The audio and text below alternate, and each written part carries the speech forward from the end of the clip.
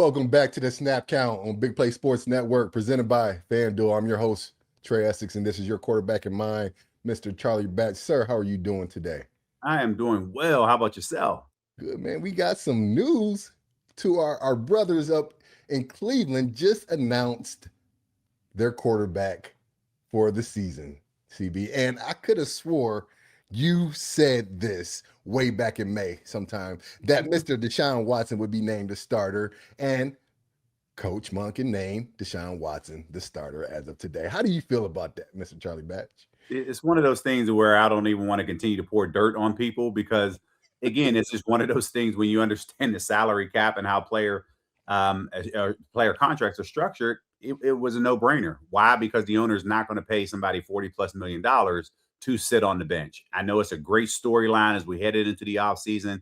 You want everybody to feel like they can compete. But unfortunately, with the guaranteed contract that Deshaun Watson has and 1 year left on it, you can't afford to cut him. And if you cut him, man, that is really going to put a dent into your salary cap because that would have cost them roughly $125+ million, somewhere around there. And there's no way that you can have that much money into one person that won't be on your roster. So with all that being said, that's why I said back in May, he will be your week one starter. Doesn't mean that he's going to finish the season as a starter. Right. It's just the fact that he's going to be your week one starter. And here we are.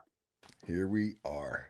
Mr. Deshaun Watson won the job over Shedeur Sanders, who was the starter at the end of last season. So, yeah, he tried his best to get the starting job away. All that complaining he did yesterday, CB, talking about the fans booing him. He's feeling disrespected by the Cleveland fans because they booed him when he tore his Achilles. What do you have to say about that? When a player comes out like he has and is complaining about the fans, is that a good look, man? It's not a good look. And, players are human too. So ultimately, at some point, they're going to speak about whatever issues that they may have because it's tough. Because, yes, there's a past. For whatever reason, the Browns got over that past, signed him to a contract, but you do have fans that are upset about it. But then when you have the money that's on top of it and the production is not matching what's being done on the field, people are going to be upset about it. And this is kind of what you're seeing. And I think the one that really hit him is the fact of being booed when he was injured. I know it's tough. We never wish injury upon anybody, but those are memories that as a player, you do remember how you were treated in those particular moments. Right, wrong, or indifferent is still the fact of this man is human. He spoke about it. How the fans react to it, that will continue to be talked about over the next couple of weeks. But if he can win, then that will silence a lot of these things. If he doesn't, then you'll continue to hear about this. Yeah, Coach Monken said as much. If you win, it will cure all. But you can expect to hear some more boos in Cleveland. All jokes aside, we know that Cleveland has some of the most passionate fans in the game of football, second to us, of course, in Pittsburgh, but in the Steel Nation. But they will boo him again if he doesn't perform. And to this point, I mean, he's been there. This is his 4th year in Cleveland. The numbers haven't matched up with the performances that the Cleveland fans want from their quarterback. And they've been thirsty for a quarterback for a long time. And they were hoping they were getting the all-pro version of Deshaun Watson, and that just hasn't come to fruition to this point. So he gets another shot at it, though, CB. And like you called it in May, he will be the starter of the Cleveland Browns, man. But we had a game on Friday, man. All this news today, and we had our own game to worry about last Friday, CB. And the young guns were showcased on Friday, as it was reported. Mason did not start at all, and it was all Will Howard and Drew Aller. And I am looking forward to hearing what you have to say about the performance. We'll be back with Steel City Headlines after this.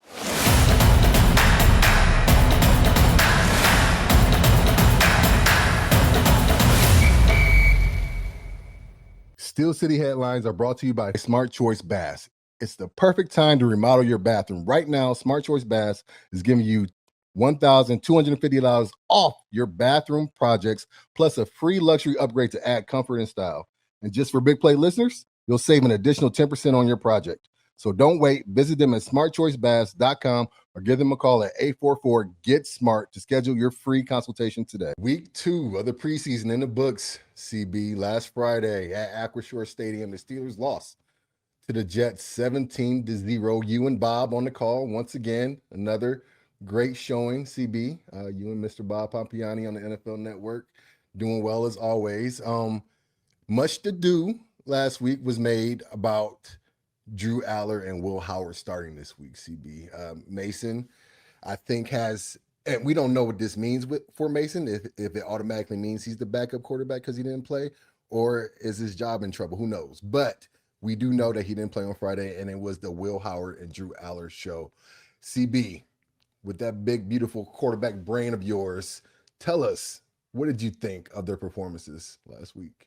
Yeah, it was up and down on both sides. There were some good things that they did well, and then of course, there were some things they weren't. But again, they're young quarterbacks, and this is the part that people have to live through. And if you're the only winner in this particular situation is Mason, he didn't have to play because the answer did not answer itself coming out of this game as it relates to one of those young quarterbacks able to take that next step and override him for that number 2 position. So we're going to see it run it back this week against Buffalo. And those guys have to put on that performance to convince the organization, the coaching staff, that they are now capable of being the number 2 quarterback at a young age. So there's still questions that they have in that particular manner. But overall, when you look at everything was going on, I thought Will did some things well.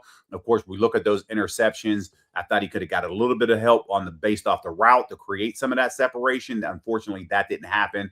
On the second interception, the first one, it was just pure coverage that the Jets did. And something, because you're not game planning, you don't understand what coverages that these opponents are going to be running into the red zone. So when Roman Wilson ran his crossing route from left to right, they did almost a crack and replace type of concept where the safety, he drove hard on the drag route, and the nickel guy who actually was trailing went back into the deep third. He didn't get quite deep enough in that particular manner because the ball was already intercepted, but that was just a great concept by the Jets defensively. And that's just because being young, you're not seeing those coverages because you're not game planning. So tough as a quarterback, you make those decisions, you get evaluated, and people will walk away with those 2 interceptions. But I really felt that maybe there could have been some type of help on the route only because it was an easy route to cover on a crossing route.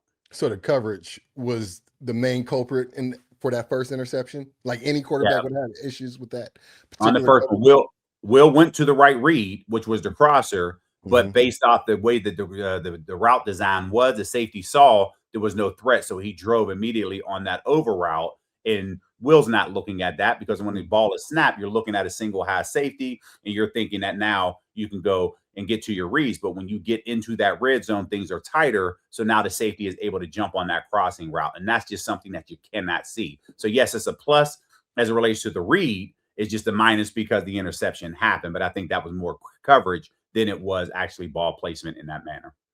And the second interception, who was the wide receiver? Was he throwing it to Roman on that one as well? Yeah, Roman. He was throwing it to Roman. This time he was coming right to left on the same crossing route. They were a little further out on field position, but it was just one of those ones to where at some point you would like the receiver to get vertical at some point and make the nickel guy believe that you may run another route as opposed to continue to go over. So if you just give him maybe a stutter step, create him a hesitation, and then continue on with your route, maybe that opens up on that route. But unfortunately, it didn't happen. And the DB did a nice job. I initially thought during the broadcast, based off our angle, I thought that maybe he did that little sling type of method where you grab the waist and then fling yourself in for the interception. And I was wrong because that did not happen. He actually made a great play by undercutting that route. Okay. And Aller, 11 of 23. Pat, if you could put up the numbers for us real quick. These are the numbers right here. You see Will Howard's did 2 interceptions, but at 10 of 15, or 10 of 13 on the other throws, CB. Other than the interceptions, were you impressed with how he distributed the ball otherwise? Yeah, Drew Aller was fine. The interceptions actually went on Will Howard. The other turnover actually came on the punt return that was created there that gave the Jets, or no, that didn't. It did not give the Jets the ball because he did not keep 2 feet in bounds. But when you look at just where Drew Aller was at, there was some things that he did well. They were trying to get the running game going. They were trying to get him to drop back, but there was too much pressure for Drew to be able to set his feet and deliver the football down the field. Those are tough in that manner because now you're not getting a chance to evaluate because one guy is now, giving up pressure in hopes of maybe keeping a clean pocket. And we'll get to that when you get to your trench report on your grades and those type of things. But I thought that there was a combination of him not being able to set his feet, and maybe there was some times that the receivers weren't getting open in the manner of the time that he did have. So it was a combination of everything. So I'm not truly putting it on Drew or Will in this particular situation. I just think the combinations of everything played into their actually performance. Yeah, I mean, I agree. The O-line performance, especially the second string O-line that came in, second and third string, played poorly, and I'm sure that that had an effect on Drew Aller's performance as well. So, like you said, we'll get into that in the trench report. I thought, moving on from the passing game, I thought the running game was improved. It was good to see Jalen Warren and Rico Dottle get some carries early on. You could tell they're a little rusty. The timing um, was a little off, but that's to be expected because they're anxious at the beginning of their first carries of the season, and so they're tending to hit the holes a little faster. Him and Rico, I'm talking about Jalen Warren and Rico Dottle, but as they got more carries and got into the rhythm of the game, they started to run the ball more effectively, and it was good to see Caleb Johnson get 10 carries, CB for 40 yards, almost 4 yards a carry, and so he was effective. It was good to see him get some carries. He led the pack, the running back crew with 10 carries. The next highest was Rico with 5, and then Jalen with 5, and then Lou had 3, and Eli had 2. And so coming into this, we talked about seeing how that running back distribution would work itself out, and Caleb ended up getting a lot of carries. I was impressed with what I saw. No, I agree with you. And they were trying to get that running game going, something that they weren't able to do in the first game. I mean, they did have 72 total rushing yards, but again, now they were able to be a little bit higher in this particular game. And you saw them trying to feature and get Rico, get Jalen, and of course trying to see what they can do with Caleb Johnson. And I thought Caleb ran strong because he understands the situations that he's in. He only has 2 games, and now that these opportunities I gave, it looked like he was hitting the hole quickly and trying to make some things happen. So I'm pleased with that. Now it's just a matter of him being able to build on that performance that he had. Yeah, he looked like an NFL running back. And it was good to see that. I think that's the most action that he's gotten since he's been a Pittsburgh Steeler. I don't think he had that many carries in the preseason last year. And he showed some of the skill set that is the reason why he got drafted in the 3rd round of Iowa, because of how effective a rusher he is. He still has to work on his pass protecting.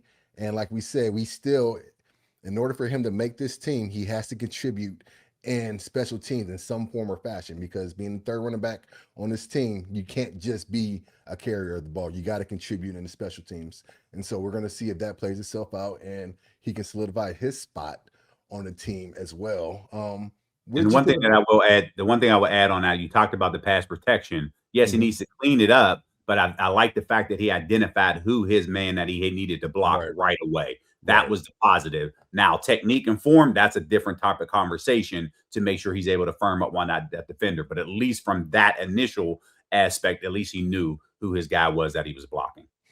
Did anybody stand out in the receiving core to you? I know Jeremy Bernard didn't get as many touches this week, but did anybody else stand out to you? No, there was nothing that really stood out that they're really worthy of talking about at this particular point. One, a lot of options down the field, playmaking ability outside Lake McRae, the tight end. He was able to put some things together, but the receiver group, that group took a step back between first preseason and second game.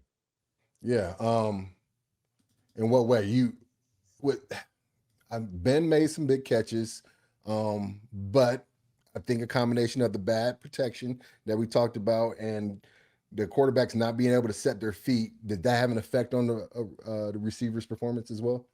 It was just one of those things. They couldn't get into rhythm. There were a lot of 3rd and 8, 3rd and 9s that they had to deal with. But again, when you look at that, that means they lost 1st and 2nd down because they were trying to get that running game going. Those are things that are going to play a factor in the course of a game. And of course, when you are in 3rd and long situations, that plays into the defense's hand. That's why they just weren't able to get into that rhythm like they were last week, only because they were able to convert 1st downs on 1st and 2nd down and never truly had to get the 3rd down. So that was just a step that they had to take back. Right. Overall, the offense did take a step back, but I still think we have seen enough from the young quarterbacks. Do you think after this performance from the offense and the quarterbacks in particular, the likelihood that we keep 4 quarterbacks, do you think that has increased? No, I've been zero since this conversation has started. 0% that he's keeping for quarterbacks, and I'm staying firm on that because it's one of you cannot develop the third and 14 quarterback during the regular season. Yes, it sounds good, and if for whatever reason McCarthy does decide to keep four, that means you're now essentially having two guys, maybe three, that you're not getting into a game that's going to take up your active spots or that you have available on game day. So it's just very tough to deal with. And I just don't think that these two young quarterbacks will sneak through the waiver wire. Somebody will, well, it wouldn't be Drew, but somebody will pluck him off and potentially put him on a practice squad or their active roster somewhere else because he is a young talent. This is a game that's critical for Will only in the sense of he has to prove that he can overtake Mason to be that number two guy. Now the conversations coming out of the game is, well, he struggled. That's why you have to have the veteran on. Yes, I understand it from that perspective. But also, we've seen this Steelers organization keep two young guys when they've had a veteran on this team. Case in point, Ben Roethlisberger, Mason Rudolph, Joshua Dobbs. So they did go younger with a second year and a first year guy at that time. And then they had to depend on Mason Rudolph when Ben Roethlisberger injured his elbow in the 2019 season. So we've seen kind of what these things look like at a young age. Yeah. It's just a matter of what they decide at this particular point, because people think that Aaron may miss one or two games when we're not wishing injuring anybody. But if he can, the question now remains with this organization. If these two young quarterbacks had to go in a game, maybe for a 3 or a 4 game stretch, what would your record be? Would it be 500? Would it be 3-1? Would it be 4-0?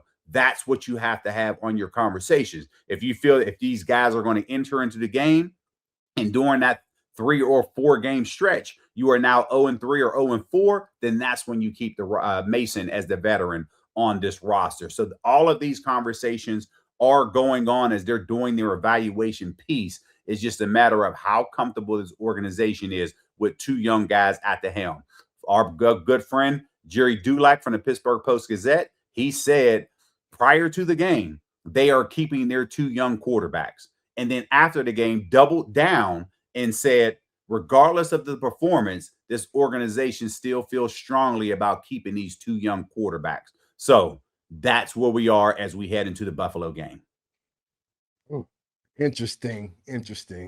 As we all know, cut day is next week, next Monday on the 30th, where all teams have to get down to 53. And so the Steelers have their work cut out for them as far as which cuts they're going to have. We got some guys that we think are going to be on the bubble, but before we do that, we got to talk about this defensive performance versus the Jets last week. We'll be back after this.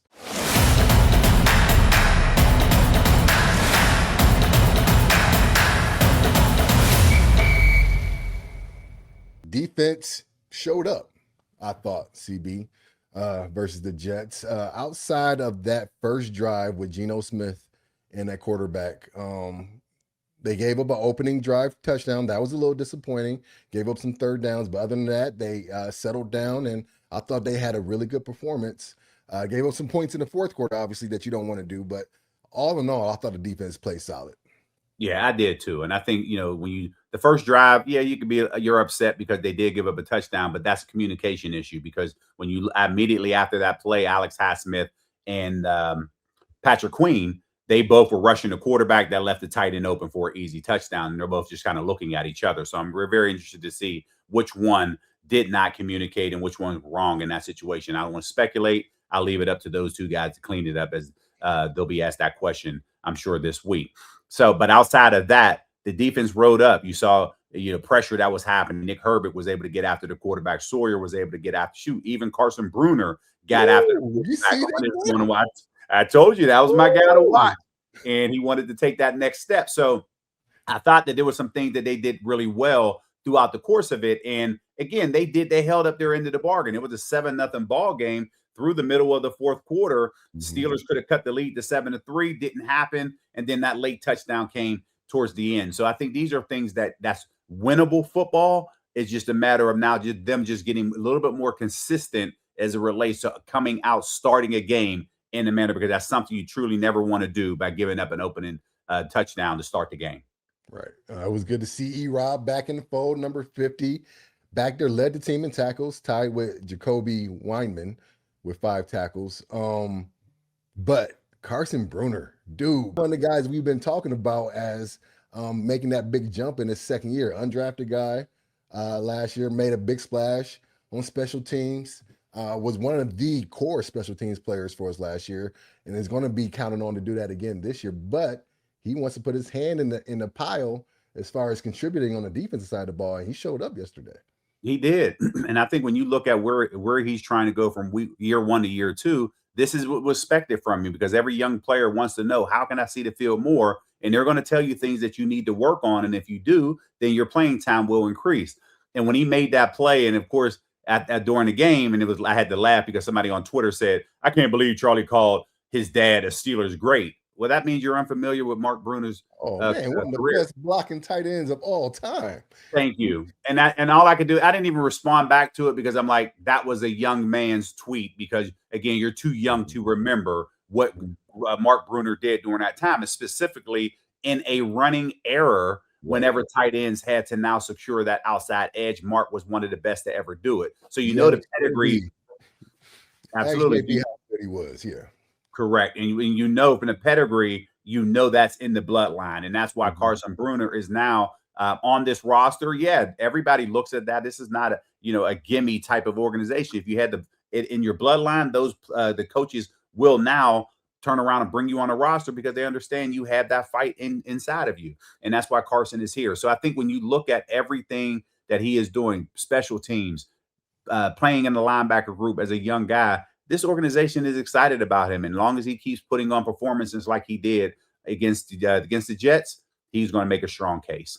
He is definitely going to make a strong case to get some snaps on the defensive side of the ball, not just special teams. And when you make splash plays like that, it stands out on film, and coaches notice. And so there are a few other guys, CB, that I think have made a name for themselves and made a case to make this 53. And as we start to narrow in on hone in on who we want or who we think is going to make this 53-man roster, CB, there's a couple of guys I think that are on the bubble, but they are in a crowded position group. And that I'm talking about Danico Slaughter.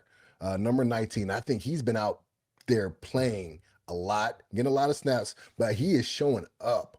He seems to be around the ball all the time, but that safety room is a little deep right now, CB. And so he is probably a guy that I think is going to be on the bubble, but he's going to be a tough cut. Yeah, it is. And, when you look at just being able to make those plays and coming out of the secondary and do so, it is important. Excuse me. Just somebody else on the back end that we haven't seen that really had an opportunity and was making waves was Brandon Echols, who was making. He missed the last couple of weeks, and he is in that rotation. Asante Samuels, again, it looks like he is past that injury from a couple of years ago, and he is playing well. So when you have these guys that are in the back end, it creates these conversations. The secondary is the biggest question mark that I have up until this point, because we have not seen all of those guys who we are projected to be starters out there playing. But the other guys who are playing and making and waves, again, they're putting their name in a hat, and they're going to make it very tough to figure out what it's going to look like on the back end on this 53. Most definitely. I mean, yeah. Would you say that probably the secondary is the toughest position group that the coaches have to make cuts? They're the top for me. For you? Yeah. And the second one will be offensive line. Yeah. Got some things to talk about in this trench report, CB. Got some good performances, some rebounds, and then we got some not so good performances. We'll be back after this.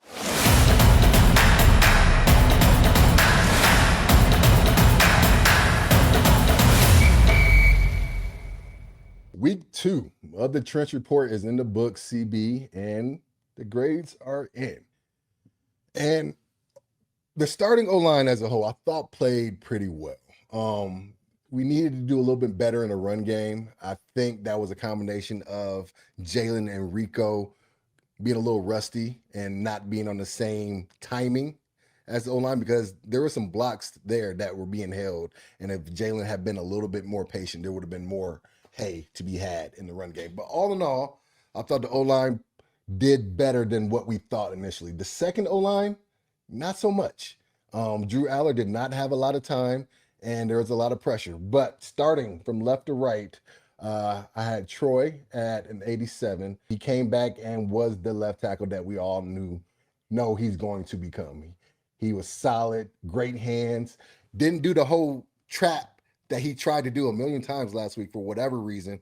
When I say trap, that's when a defensive lineman comes at an the O lineman knocks their hands down. Troy tried to do that a whole bunch last week and got him in trouble because they saw it coming. And so he didn't do that as much this week. Relied on his punch, which was great, knocking the defensive ends off track and making them have to go to their secondary pass rush move. And that's always a win for the offensive lineman when the defensive lineman has to do that. So Troy played well. Mason and Zach both played well.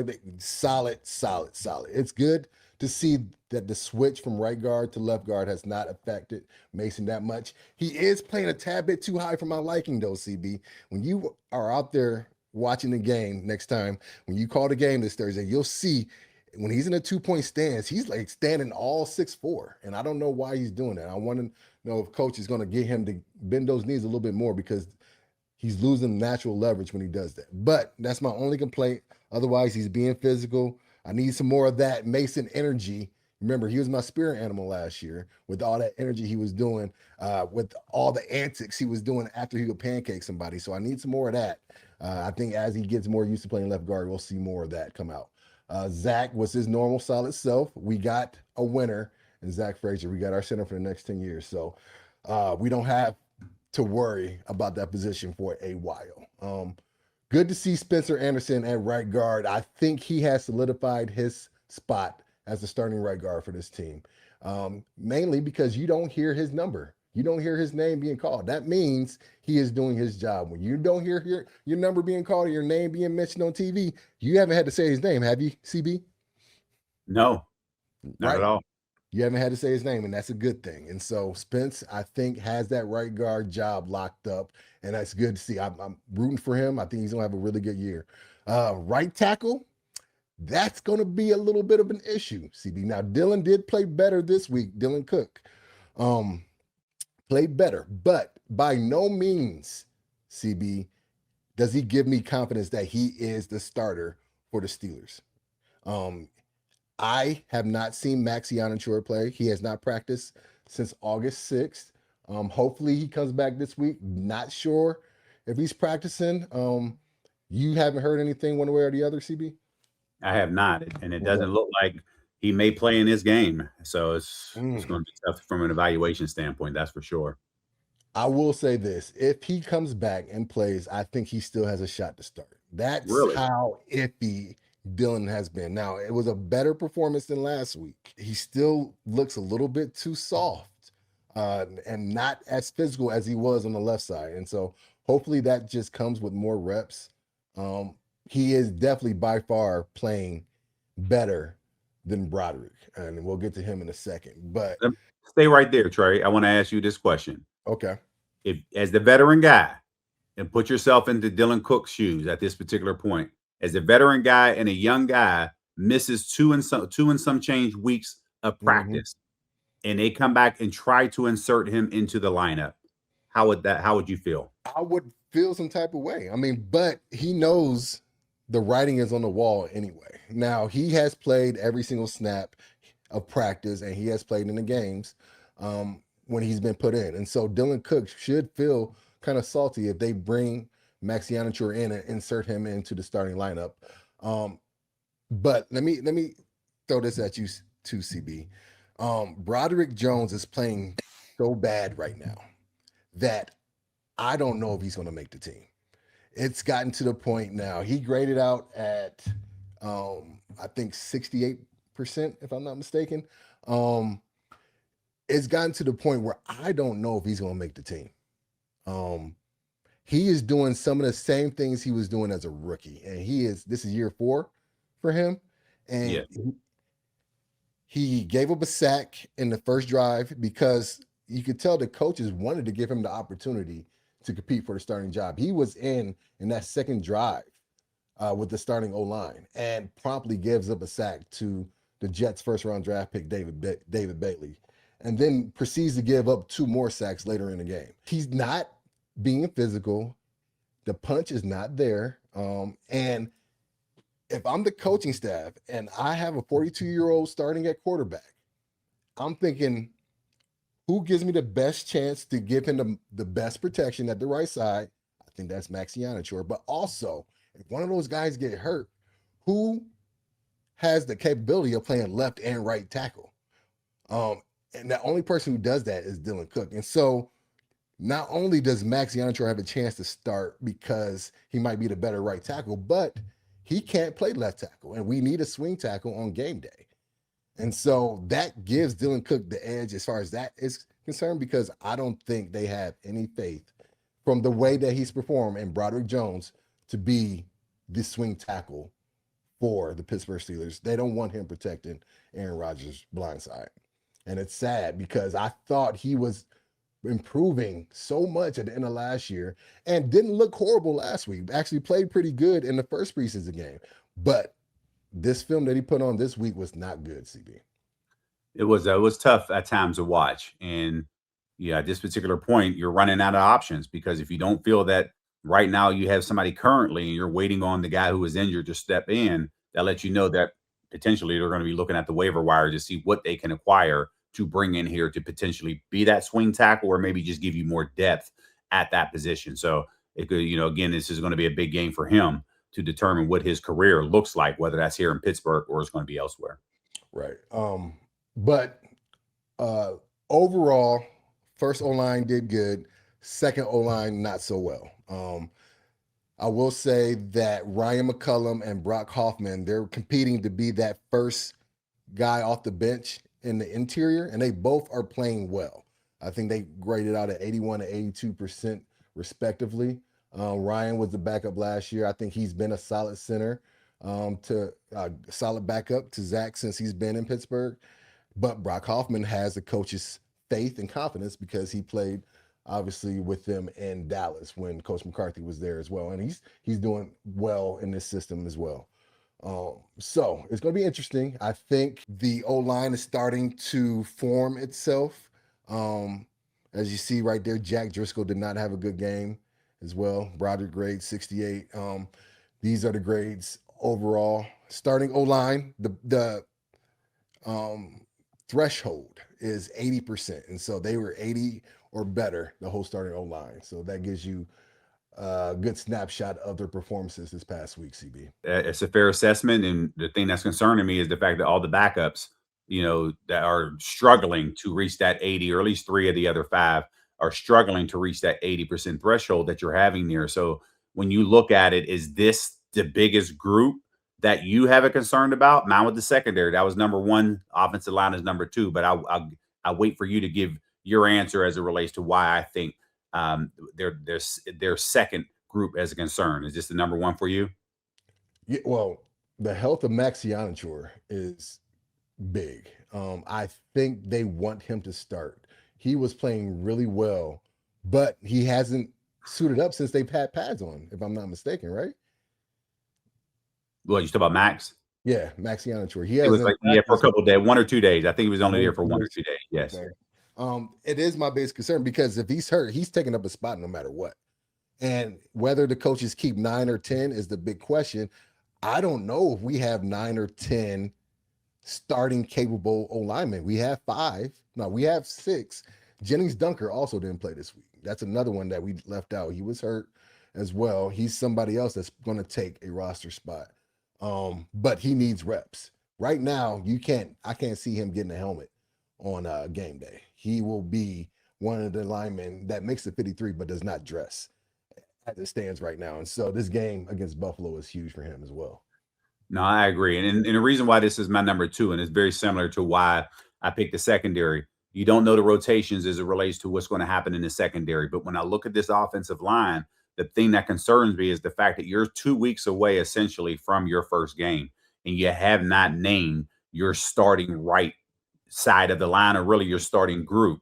And that's a challenge when you continue to rotate those guys on the right side, because you want, the closer you get, you want your starting 5 to now start practicing together, because you need that nonverbal communication, understanding what you're thinking before you actually do it.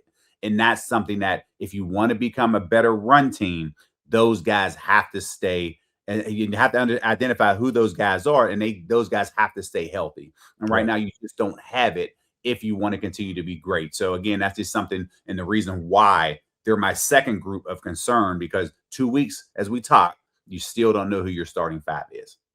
Very valid concerns. Stop and go coming up next.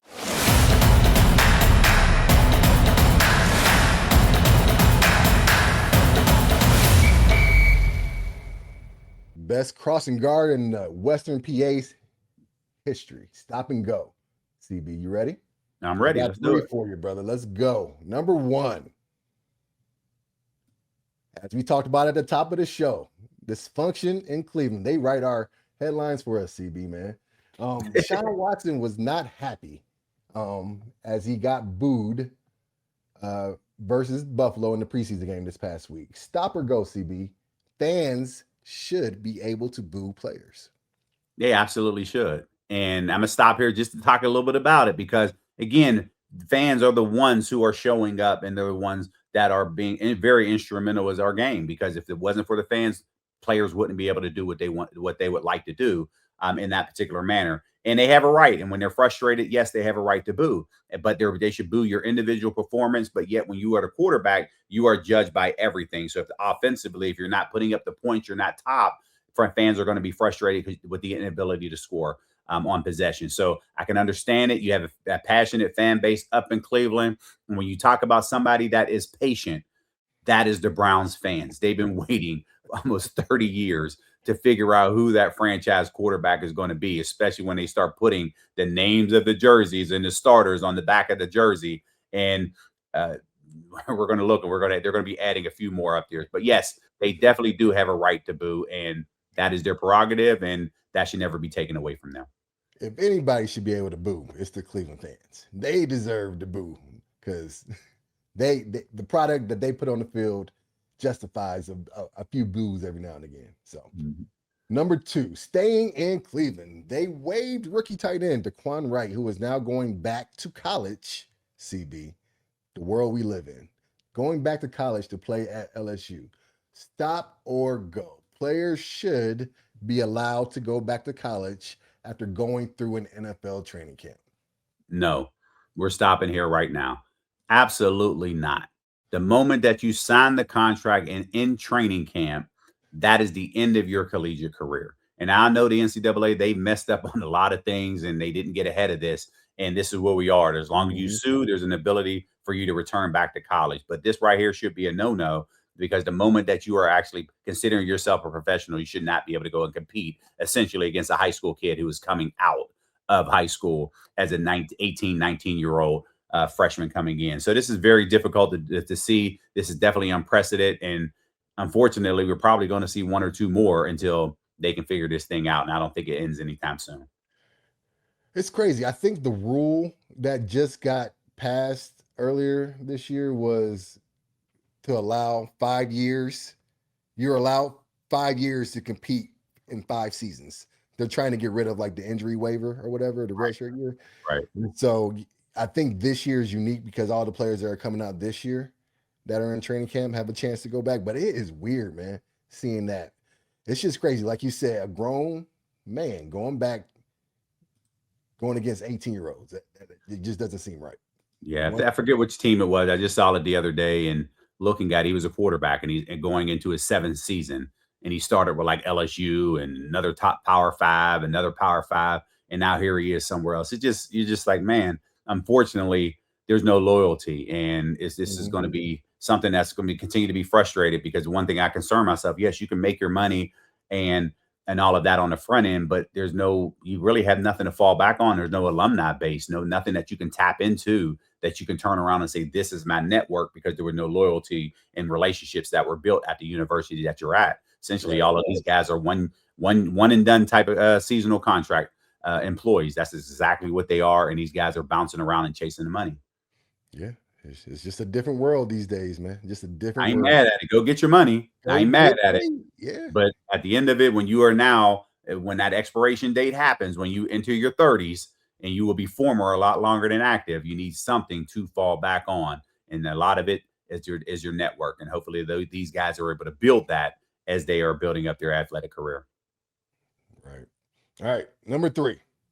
The NFL Top 100 list has Pat Mahomes ranked as the 18th best player in the NFL. Stop or go, CB. Patrick Mahomes is being underrated after a down year.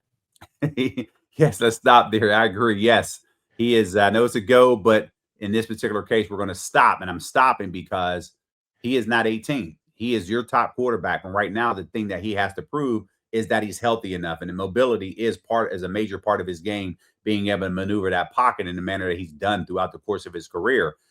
So until he proves that, there's going to be a question. But I really think that people have been waiting for a chance to downgrade him because he's been so great from the moment that he started his career, that now here's an opportunity for him to now pull him off that pedestal and try to consider him average. And I think he'll use that as the fuel to the fire and say, you want to know what? That's okay. Sleep on me if you want to. I'll make sure everybody put on notice on Monday night, and I'll let people know that I am back 100% healthy as they prepare for their week 1 game.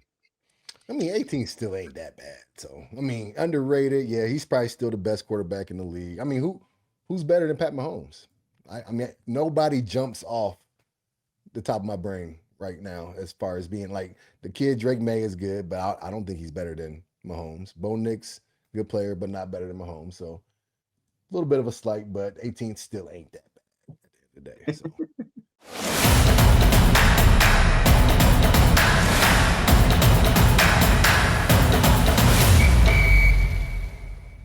Big Play Bets are brought to you by FanDuel. Baseball fans, think you know who's hitting a homer today? Well, FanDuel is giving you a free chance to call your shot with daily dingers. Joining the action is easy. Just make your free pick on who's hitting a home run in their game, and if you're right, you'll get a profit boost to use on your next bet for a chance at extra winnings. You've got nothing to lose and a lot to gain. And don't forget, you can make a free pick every day during the Major League Baseball season. It's just another reason why FanDuel is home for home runs. So are you ready to play your game today? Join all the action at FanDuel.com/bigplay. That's FanDuel.com/bigplay to play daily dingers and make your free pick on who's hitting a homer. Play ball and swing for the fences on FanDuel, an official partner of MLB. Big Play Bet, CB. This week, we need to predict, because you have been pretty good at that, CB, your predictions. The win total for the AFC North. All right. Starting with Baltimore. Our friends at FanDuel have the over-under for the Ravens at 10.5 wins. What say you? I'm going under. I don't think they I think they may get 9, maybe 10 on the under. So I'm going under with the Ravens. I think they'll get exactly 10. So that would be under. That's under 10.5. So I'm with you on that one. Surprisingly, they had the Bengals over under at 10.5 wins. What say you, CB? I don't see them going over 10.5. I see them right around 9 or 10. They'll be right in the mix as well. But I'm going under on this. I'm surprised. 10.5 wins for the Bengals. I'm going under as well. I don't think they're going to be as good as what people think they are. Obviously, FanDuel thinks they're going to be better than what a lot of folks are. After a down year last year, if is Burrow healthy, obviously that offense is going to be hitting on all cylinders. But is that defense really that much improved? I don't think so. Steelers, they have us at 8.5 wins, over under. What say you, CB? I'm going over. I think they're going to be right around 10 wins, and this is going to be the tiebreakers are going to be one of those ones that will help in this division, because it's going to be a tough one. I don't think anybody runs away with it. There's going to be there's going to be a game or two that is swayed one way or another that keeps everybody into that clump group. And that's going to be a 3-man race all the way through the end. And I think the Steelers do get over the 9.5. You said 9.5, right? No, 8.5 is the 8.5. I think they get over to 8.5. I think they get to 10 wins as well. So I think you're going to have 3 teams essentially right around that 10-win mark. I got them over as well. And y'all jump on that. FanDuel has that plus 200 right there for over 9.5 wins. So make sure y'all jump on that. I guarantee it. We win. No, I'm not going to guarantee anything. But I highly recommend you betting on the Steelers to get over 8.5. Last but not least, With the great news that the great Deshaun Watson is leading the Cleveland Browns, the FanDuel has them at 5.5. Over or under, CB? I am going under. I'm going under because I think they get 5 wins. I don't think there's going to be any more than that. I think they get 6. I'm going over. I think they get 6. I think they go 6-11 this year. Make sure you follow us at Big Play Pittsburgh on YouTube as well as Instagram. Follow us at the Snap Count Show on X every Monday and Friday for our pregame. CB, always good to see you, brother. Make sure you guys tune in on Thursday as CB calls the final preseason game versus the Buffalo Bills. It's Thursday, right?